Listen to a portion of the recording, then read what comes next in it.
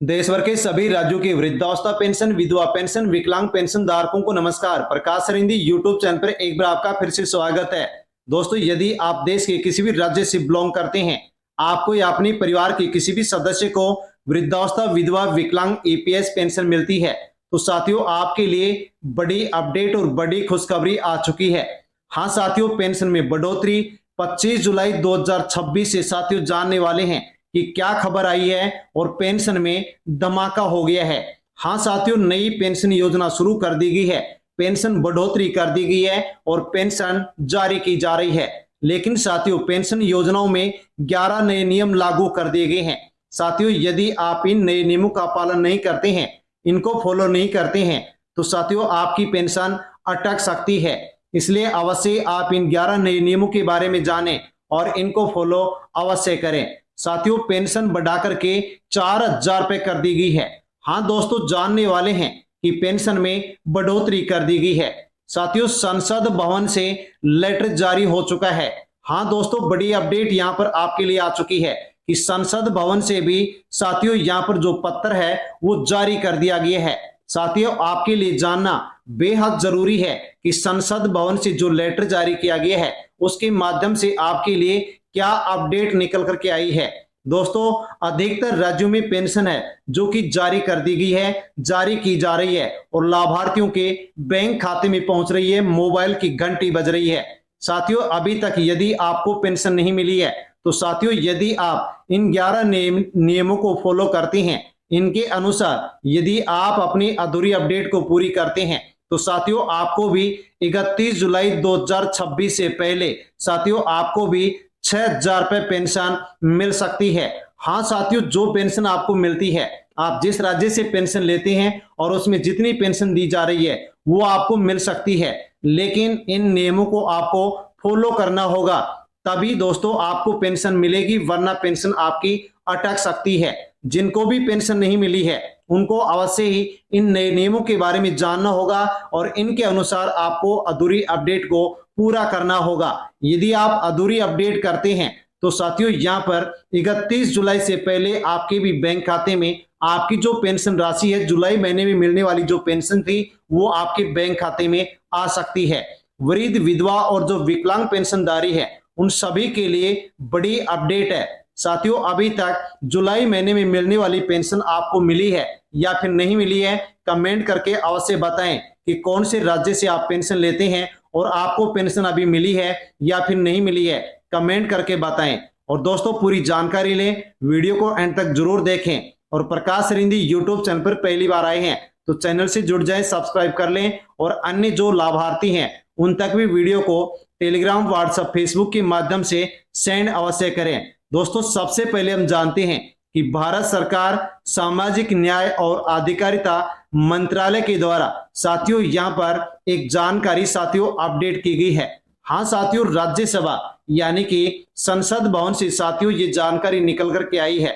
दोस्तों, उत्तर देने की तारीख देख सकते हैं कि 22 जुलाई 2026 को वरिष्ठ नागरिकों का पुनर्नियोजन, साथियों यहाँ पर श्री राजेंद्र जो गुप्ता है उनके द्वारा साथियों यहाँ पर यह प्रश्न पूछा गया है और उसका जवाब दिया गया है। साथियों, यहाँ पर देख सकते हैं कि सामाजिक न्याय और अधिकारिता मंत्री ये बताने का कष्ट करें क्या सरकार ने संयुक्त राष्ट्र जनसंख्या कोष की इंडिया एजिंग रिपोर्ट 2023 के उन निष्कर्षों के ऊपर ध्यान दिया है जिनमें देश में वृद्धजनों की आबादी में अतिशय वृद्धि होने का अनुमान लगाया गया है। यानी कि दोस्तों प्रश्न पूछा गया है कि वृद्धजनों की आबादी कितनी बढ़ी है, कितनी बढ़ेगी। साथ में यह भी यहाँ पर पूछा गया है कि जो भी वृद्धजन हैं उनके लिए कोई पोर्टल या फिर कोई प्लेटफॉर्म भी विकसित किया जा रहा है या फिर नहीं किया जा रहा है। ये भी यहाँ पर पूछा गया है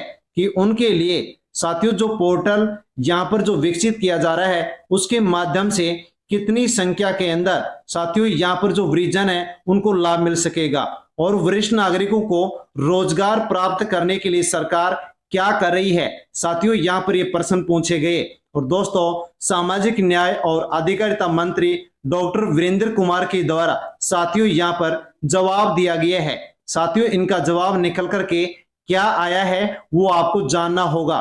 तो साथियों यहाँ पर मंत्री जी का जवाब आया है कि इंडिया एजिंग रिपोर्ट 2023 के निष्कर्षों पर संज्ञान लिया गया है और बताया गया है कि भारत में वृद्धजन यानी कि 60 वर्ष या इससे अधिक की जो जनसंख्या है वो 2022 में 10.4% थे, लेकिन 2050 तक ये संख्या बढ़कर के 20.8% यानी कि डबल हो जाएगी और इस सदी के अंत तक 36% है जो कि वृद्धजनों की आबादी पहुंच जाएगी। साथियों, वृद्धजनों को जो पेंशन दी जाती है तो साथियों अब उनकी संख्या यहाँ पर धीरे धीरे बढ़ने लग गई है। हाँ साथियों, यानी कि सरकारों को अब अधिक वृद्धजनों को वृद्धावस्था पेंशन देनी होगी।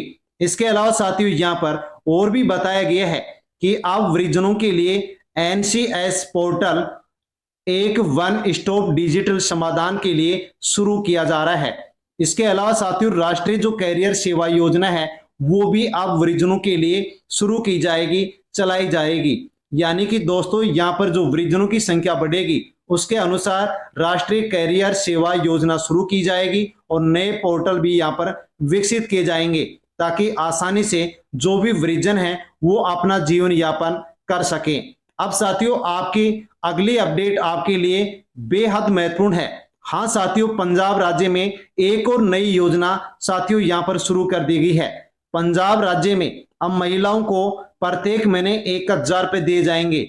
अनुसूचित जाति वर्ग की यदि कोई पात्र महिला होगी तो उसको 1500 रुपए प्रत्येक महीने दिए जाएंगे। और साथियों 1 अगस्त से ये योजना है जो कि साथियों शुरू हो जाएगी, पैसा मिलना शुरू हो जाएगा और इसके फॉर्म भरे जा रहे हैं। यदि आप भी पंजाब से बिलोंग करते हैं, परिवार में महिला है, इस योजना के लिए पात्र है तो फॉर्म भर सकते हैं। फॉर्म भरे जा रहे हैं। 1 अगस्त से यहाँ पर 1000 की राशि और साथियों 1500 रुपए की जो राशि है ये मिलना शुरू हो जाएगी। साथियों पश्चिमी बंगाल में भी पेंशन को लेकर के धमाका हो चुका है। हाँ साथियों, जान सकते हैं पश्चिमी बंगाल में राज्य सरकार ने वरिष्ठ नागरिकों, विधवाओं और दिव्यांगों के लिए मासिक जो पेंशन है वो साथियों बढ़ा दी गई है। हाँ साथियों, पेंशन राशि में बढ़ोतरी कर दी गई है। पश्चिमी बंगाल सरकार ने साथियों यहाँ पर पेंशन राशि में बढ़ोतरी की है। 1000 रुपए की आर्थिक सहायता मिलती थी उसको बढ़ा करके 1500 रुपए कर दिया गया है। अगले महीने से यानी कि 1 अगस्त 2026 से पश्चिमी बंगाल में बुढ़ापा, विधवा और जो विकलांग पेंशन है वो साथियों 1000 से बढ़ करके 1500 रुपए मिलेगी। लेकिन दोस्तों एक नई दिल्ली से और खबर पेंशन को लेकर के आई है कि साथियों जो भी कर्मचारी भविष्य निधि संगठन यानी कि ईपीएफओ पेंशन लेते हैं तो उनके सदस्यों को तगड़ा झटका यहाँ पर दिया गया है।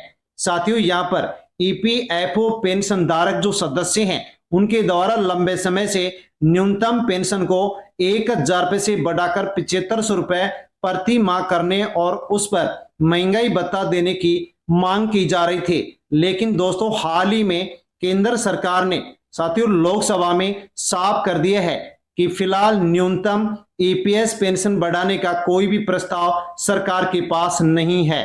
श्रम एवं रोजगार राज्य मंत्री शोभा करंदलाजे ने स्पष्ट किया है कि सरकार की प्राथमिकता सामाजिक सुरक्षा देने के साथ साथ साथियों जो पेंशन फंड है वो बढ़ाने की है। लेकिन ईपीएफओ जो पेंशन है इसमें बढ़ोतरी को लेकर के सरकार के पास अभी तक कोई भी प्रस्ताव नहीं है, यानी कि ईपीएफओ पेंशन में बढ़ोतरी नहीं की जाएगी। अब साथियों जानते हैं कि वृद्धावस्था पेंशन, विधवा पेंशन और विकलांग पेंशन यदि आपको मिलती है तो साथियों देश भर के अधिकांश राज्यों में जुलाई महीने में मिलने वाली जो पेंशन है वो लाभार्थियों के बैंक खाते में डीबीडी के माध्यम से भेजी जा रही है।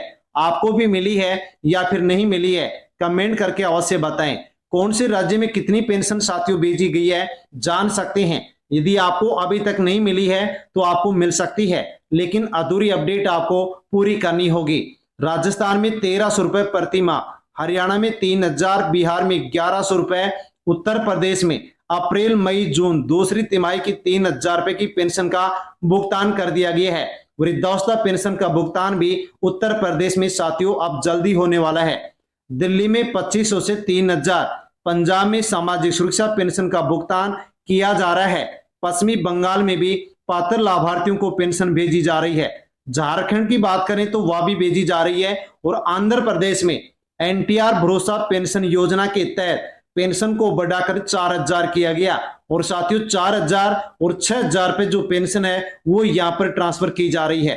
एनटीआर भरोसा पेंशन योजना आंध्र प्रदेश के साथियों पेंशन धारकों को मिलना शुरू हो गई है, भेजी जा रही है। हाँ साथियों, वृद्धावस्था पेंशन 4,000 रुपए, विधवा पेंशन 4,000 रुपए, इसके अलावा बुनकर, मछुआरे, पारंपरिक कारीगर, अन्य पात्र श्रेणियों को भी 4,000 रुपए, दिव्यांगों को 6,000 रुपए, पूर्ण रूप से बिस्तर पर आश्रित को 15,000 रुपए प्रति माह और अन्य बीमारी वालों को 10,000 रुपए प्रति माह भेजी जा रही है। साथियों यहां पर देख लीजिए, जुलाई 2026 की पेंशन जारी हुई या नहीं हुई, तो हाँ हो चुकी है। जुलाई 2026 की एनटीआर भरोसा पेंशन का वितरण शुरू हो चुका है। आधिकारिक पोर्टल पर जुलाई 2026 डिस्ट्रीब्यूट दिस मंथ दर्ज है, यानी कि साथियों राज्य सरकार ने जुलाई की पेंशन की राशि 2,711 करोड़ रुपए की राशि है जो लाभार्थियों के बैंक खाते में भुगतान के लिए जारी कर दी है। यदि आपको मिल गई है तो अच्छी बात है, लेकिन नहीं मिली है तो अधूरी अपडेट अवश्य करें, नियमों को समझें, उनके अनुसार आप फॉलो करें ताकि दोस्तों आपको भी 31 जुलाई से पहले पहले पेंशन मिल सके। इसके अलावा तेलंगाना में, ओडिशा में, तेलंगाना में पेंशन जारी की जा रही है। ओडिशा में मधु बाबू पेंशन योजना का भुगतान जारी है। मध्य प्रदेश, छत्तीसगढ़, महाराष्ट्र, गुजरात, तमिलनाडु, केरल, कर्नाटक, असम सहित साथियों जो भी पात्र पेंशनधारी हैं, सरकार के नियम के अनुसार उनके बैंक खाते में पेंशन राशि है जो कि साथियों यहाँ पर ट्रांसफर की जा रही है, जो कि लाभार्थियों के लिए बड़ी खुशखबरी है। साथियों जिन लाभार्थियों को जुलाई महीने की पेंशन मिल चुकी है उनके लिए बड़ी अच्छी अपडेट थी, लेकिन जिनको अभी तक जुलाई महीने में मिलने वाली पेंशन अभी भी नहीं मिली है, तो हो सकता है कि दोस्तों आपकी कोई जानकारी है जो कि अधूरी रह गई है, दस्तावेज हो सकता है कि आपका कोई अधूरा रह गया है। तो साथियों यदि आपको अभी भी पेंशन नहीं मिली है तो 31 जुलाई 2026 या उससे पहले पेंशन आपको मिल सकती है, लेकिन राज्य सरकारों के द्वारा लागू किए गए जो 11 नए नियम हैं उनका आपको पालन करना होगा। साथियों यदि आप इनका पालन करते हैं, अधूरी अपडेट पूरी करते हैं, तो आपको भी पेंशन मिल सकती है। इसलिए साथियों पेंशन स्टेटस चेक करें, अधूरी अपडेट को पूरा करें। यदि आपका आधार कार्ड बैंक खाते से लिंक नहीं है तो लिंक करवाएं, बैंक खाता बंद पड़ा है तो चालू करवाएं। साथियों लेन देन नहीं होने के कारण, अन्य किसी अपडेट के कारण बैंक खाता बंद हो जाता है, पेंशन अटक जाती है। बैंक खाते का डीबीडी ऑप्शन यदि बंद है तो चालू करवाएं, केवाईसी पूरी नहीं है तो केवाईसी पूरी करवाएं, आधार सीडिंग नहीं है तो आधार कार्ड को बैंक खाते से लिंक करवाएं, मोबाइल नंबर अपडेट करवाएं, बैंक खाते में, आधार कार्ड में, पेंशन रिकॉर्ड में, राशन कार्ड में, जन आधार कार्ड में आपका जो नाम है, जन्म तिथि, एड्रेस, लिंग आपका समान होना चाहिए। यदि साथियों मिसमैच है तो पेंशन रुक जाती है, इसलिए अपने सभी डॉक्यूमेंट चेक कर लें, अपना नाम, पिता पति का नाम, एड्रेस, लिंग और डेट ऑफ बर्थ चेक कर ले, सभी में समान हो। गलत है किसी भी डॉक्यूमेंट्स में तो उसको आप अवश्य सुधरवा ले।